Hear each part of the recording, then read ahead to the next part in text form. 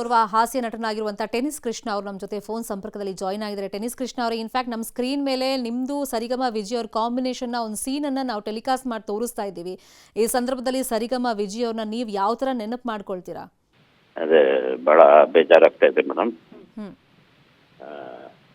ಅವರು ಆಕ್ಸಿಡೆಂಟ್ ಆಗಿ ಅವ್ರಿಗೆ ಕಾಲಿ ಆ ರೀತಿ ಆಗಿದ್ರು ಕೂಡ ಅವರು ತುಂಬಾ ಆಕ್ಟಿವ್ ಆಗಿ ಇರೋರು ಸರ್. ಆಕ್ಟಿವ್ ಆಗಿರೋರು ಮೇಡಮ್. ಸುಮ್ಮನೆ ಕೂರೋರಲ್ಲ ಅವರು. ಒಂದ್ ನಿಮಿಷ ಮೇಲ್ಗಡೆ ರೂಮ್ಗೆ ಹೋಗ್ತಾ ಇದ್ದೀನಿ. ಈಗ ಒಂದು 5-6 ದಿವಸದ ಹಿಂದೆ, ಒಂದು ವಾರ ಅಂತ ಅನ್ಕೊಳ್ಳಿ, ಆಗ್ಲಿಂದ ನನ್ನ ವಾಟ್ಸಪ್ಗೆ ಮೆಸೇಜ್ಗಳು ಬರ್ತಾ ಇರಲಿಲ್ಲ. ಪ್ರತಿ ದಿವಸ 3 ಗಂಟೆ ನಂತರ ಪ್ರತಿ ದಿವಸ ಮೆಸೇಜ್ ಕಳಿಸ್ತಾ ಇದ್ರು ಅವರು. ಆದ್ರೆ ಇತ್ತೀಚೆಗೆ ಒಂದು ವಾರದಿಂದ ಮೆಸೇಜ್ ಇರಲಿಲ್ಲ. ಅಂದ್ರೆ ರೆಗ್ಯುಲರ್ ಆಗಿ ಯಾವ ತರ ಮೆಸೇಜ್ ಆಗ್ತಾ ಇದ್ರು? ಅದೇ ಶುಭೋದಯ, ದೇವ್ರದ್ದೇ ಕಳ್ಸೋರು ಅವ್ರು ಯಾವಾಗಲೂ. ಯಾವ ದಿವಸ ಯಾವ ದೇವ್ರ ಪೂಜೆ ಮಾಡ್ತಾರೆ ಆ ದೇವರುಗಳ ಒಂದು ಇದನ್ನ ಕಳಿಸಿ ಶುಭೋದಯ ಕಳಿಸ್ತಾ ಇದ್ರು. ಅವ್ರಿಗೆ ಹುಷಾರಿಲ್ಲ, ಈ ತರ ಬಹು ಅಂಗಾಂಗ ವೈಫಲ್ಯ ಆಗಿದೆ ಅಂತ ಗೊತ್ತಾದ್ಮೇಲೆ ನೀವೇನಾದ್ರೂ ಮಾತಾಡೋದು ಅಥವಾ ಆಸ್ಪತ್ರೆಗೆ ಹೋಗಿ ನೋಡೋದು ಮಾಡಿದ್ರಾ? ಈಗ ಒಂದು 3 days ಬ್ಯಾಕ್ ಫೋನ್ ಮಾಡಿದ್ದೆ ಮೇಡಮ್. ಓಕೆ. ಅದಕ್ಕೆ ಅವರು ಹೇಳಿದ್ರು, ಇಲ್ಲ ಅಣ್ಣ, ಏನು ಗಾಬರಿ ಆಗೋಂತ ವಿಚಾರ ಅಲ್ಲ, ವಿಷಯ ಇಲ್ಲ, ತರ ಆರಾಮಾಗಿದ್ದಾರಣ್ಣ, ICU-ನಲ್ಲಿದ್ದಾರೆ ಅಂತಂದಾಗಲೇ ನನಗೆ ICU-ಗೆ ಹೋದ್ಮೇಲೆ ಬದುಕು ಉಳಿದು ಬರೋರು ಬಹಳ ಕಡಿಮೆ.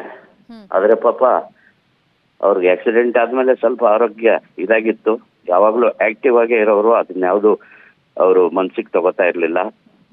ಈಗ ಒಂದು 2 ತಿಂಗಳಾಯ್ತು ಮೇಡಮ್. ಬಹಳ ವರ್ಷಗಳ ಹಿಂದೆ ನಾನು ಚಿತ್ರದುರ್ಗದ ಒಂದು ಕಾರ್ಯಕ್ರಮಕ್ಕೆ ಸಾಯಿ ಕುಮಾರ್ ಅವ್ರನ್ನ ಕರೆಸಿದ್ದೆ. ಕಲಾವಿದರ ಸಹಾಯಾರ್ಥ ಒಂದು ಕಾರ್ಯಕ್ರಮ. ಹಾಗಾಗಿ ಸರಿಗಮ ವಿಜಯ್ ಅವ್ರನ್ನು ಕರ್ಕೊಂಡು ಒಂದು ಸುಮಾರು ವೇದಿಕೆ ಕಾರ್ಯಕ್ರಮ ನಾವಿಬ್ರು ಸೇರಿ ಮಾಡಿದೀವಿ. ಮಾಡೋಣ ಕೊಡೋ ಅಂತೇಳಿ ನಾವು ಏನಾದ್ರೂ ಒಂದು ಚರ್ಚೆ, ಏನು ಸಿನಿಮಾ ಸಂಬಂಧ ಆಗಿರ್ಬೋದು, ವೇದಿಕೆ ಕಾರ್ಯಕ್ರಮಗಳ ಬಗ್ಗೆ ನಾವು ಆಕ್ಟಿವ್ ಆಗೇ ಇರ್ತಾ ಇದ್ವಿ. ಹಾಗಾಗಿ ಈಗ 2 ತಿಂಗಳು ಆಗ್ತಾ ಬಂತು ಅಂತ ಕಾಣುತ್ತೆ. ಮಧುಗಿರಿಗೆ ಕರ್ಕೊಂಡು ಹೋಗಿದ್ದೆ ಕಾರ್ಯಕ್ರಮಕ್ಕೆ. ಏನಿಲ್ಲಪ್ಪ, ಕೇಳಿದ್ರು, ಹೋಗೋಣ ಕಣೋ, ಬಹಳ ವರ್ಷ ಆಯ್ತು ನೀನು ನಾನು ಸೇರಿ. ಹಾಗಾಗಿ ಭೇಟಿ ಆಗ್ತೀವಿ, ಕಲಾವಿದರ ಸಂಘದಲ್ಲಿ ಭೇಟಿ ಆಗ್ತೀವಿ, ಇಲ್ಲ ಮತ್ತೊಂದು ಎಲ್ಲೋ ಮ್ಯಾರೇಜ್ ಕಾರ್ಯಕ್ರಮದಲ್ಲಿ ಭೇಟಿ ಆಗ್ತಿದ್ವಿ, ಸಿಗ್ತಾ ಇದ್ವಿ. ಆದ್ರೆ ಮತ್ತೆ ಆಕ್ಟಿವ್ ಆಗ್ಬೇಕು ಇಬ್ರು ಒಂದು ವೇದಿಕೆ ಕಾರ್ಯಕ್ರಮದಲ್ಲಿ ಅಂತ ಹೇಳಿ. ಯಾಕಂದ್ರೆ ಆ ದಿನಗಳಲ್ಲಿ ನಿಮ್ಮಿಬ್ಬರ ಕಾಂಬಿನೇಷನ್ ಪ್ರೇಕ್ಷಕರನ್ನ ಎಷ್ಟು ನಗಿಸ್ತಾ ಇತ್ತು, ನಗೆಗಳಲ್ಲಿ. ಹೌದು ಮೇಡಮ್. ಆಗ ಆನ್ ಸ್ಕ್ರೀನ್ ಆಫ್ ಸ್ಕ್ರೀನ್ ಹೆಂಗಿತ್ತು ಸರ್ ನಿಮ್ ಜುಗಲ್ಬಂದಿ? ಅಳಿಮಯ್ಯ ಸಿನಿಮಾ ನೋಡಿದ್ರೆ ಗೊತ್ತಾಗ್ತದೆ ನಮ್ಗೆ. ಅಳಿಮಯ್ಯ ಅರ್ಜುನ್ ಸರ್ಜಾ ಅವರ ಒಂದು ಸಂಸ್ಥೆಯಲ್ಲಿ ಮಾಡಿದಂತ ಚಿತ್ರ. ಆ ಚಿತ್ರದಲ್ಲಿ ಸರಿಗಮ ವಿಜಯ್ ಅವರ ನನ್ನ ಪಾತ್ರ ನೋಡಿರ್ತೀರಿ. ಮತ್ತೆ ಇದು ಯಾವ್ದದು, ನಮ್ಮ ವಿಷ್ಣು ಸಾರು ಮತ್ತೆ ಸಾವುಕಾರ ಸಿನಿಮಾದಲ್ಲಿ ಇದು ಮಹಾಲಕ್ಷ್ಮಿ ತುಂಬಾ ಅದ್ಭುತವಾದ ಹಾಸ್ಯ ಟ್ರ್ಯಾಕ್ ಇದೆ ಅದರಲ್ಲಿ, ತುಂಬಾ ಚೆನ್ನಾಗಿದೆ, ನೋಡ್ಬೋದು. ಬಹಳ ಒಳ್ಳೆ ಕಲಾವಿದರು, ಒಳ್ಳೆ ಟೈಮಿಂಗ್ ಕಲಾವಿದರು. ಹಾಗಾಗಿ ಆ ಸಿನಿಮಾ ಪಾತ್ರಗಳು ಅಷ್ಟು ಚೆನ್ನಾಗಿ ಬರ್ತಾ ಇತ್ತು. ಯಾಕೆಂದ್ರೆ ಅವರು ಡೈರೆಕ್ಷನ್ ಡಿಪಾರ್ಟ್ಮೆಂಟ್ ಇಂದಾನೆ ಬಂದವರು, ನಾನು ಕೂಡ ಡೈರೆಕ್ಷನ್ ಡಿಪಾರ್ಟ್ಮೆಂಟ್ ಇಂದಾನೆ ಬಂದವನು. ಅವರು ನಮ್ಮ ಟೈಗರ್ ಪ್ರಭಾಕರ್ ಅಣ್ಣ ಅವ್ರ ಜೊತೆಯಲ್ಲಿ ಸುಮಾರು ಸಿನಿಮಾಗಳಲ್ಲಿ ಅವ್ರ ಸಂಸ್ಥೆಯಲ್ಲಿ ಕೆಲಸ ಮಾಡಿದ್ದಾರೆ, ಧಾರಾವಾಹಿ ಮಾಡಿದ್ದಾರೆ. ನಾನು ಕೂಡ ಸುನಿಲ್ ಕುಮಾರ್ ದೇಸಾಯಿ ಸಾರು ಮತ್ತೆ RNJ ಗೋಪಾಲ್ ಸರ್ ಅವ್ರ ಜೊತೆಯಲ್ಲಿ ನಾನು ಕೂಡ ಅಸೋಸಿಯೇಟ್ ಆಗಿ ಕೆಲಸ ಮಾಡಿದ್ದೀನಿ.